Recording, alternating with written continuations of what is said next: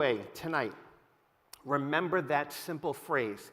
Genesis is a book of history. It describes real events that really took place. It was written with the presupposition that God exists, that He is all-powerful, and He has revealed Himself in His word and deeds to Israel's ancestors. It asserts that everything exists because of God. God is the cause, creation is the effect. The accounts of Genesis have been validated by Scripture. Up on the screen behind me, you'll see that Adam is mentioned in the Old Testament books of Deuteronomy, Job, and 1 Chronicles. He's mentioned in the New Testament books of Romans, 1 Corinthians, 1 Timothy, Jude, and Luke.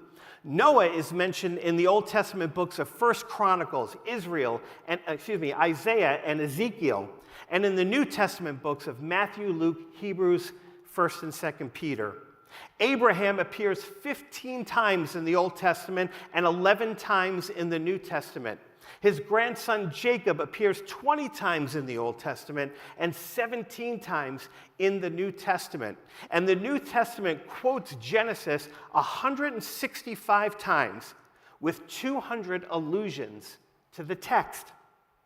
These are real people, validated by both the Old and New Testaments. New Testament references to Genesis include the Creator and creation. We see Matthew 13:35, Mark 13:19. I'm not going to read all these to you, but you can see all of these different references. We're going to read a few of them, a few select ones. But the Creator and the creation, referenced by the New Testament. Allusions to creation, multiple references in the New Testament. The creation of man and woman, multiple references. The flood, multiple references.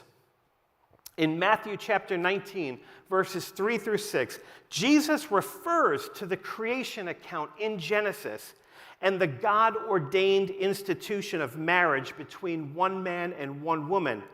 It says this, haven't you read, this is Jesus speaking, that at the beginning the Creator made them male and female and said, for this reason a man will leave his father and mother and be united to his wife, and the two will become one flesh.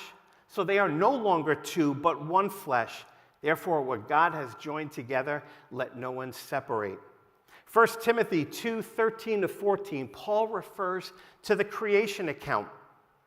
He says, for Adam was formed first, then Eve, and Adam was not the one deceived. It was the woman who was deceived and became a sinner.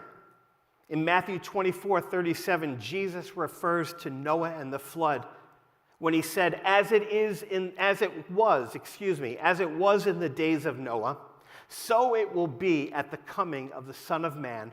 For in the days before the flood, people were eating and drinking, marrying and giving in marriage up to the day Noah entered the ark.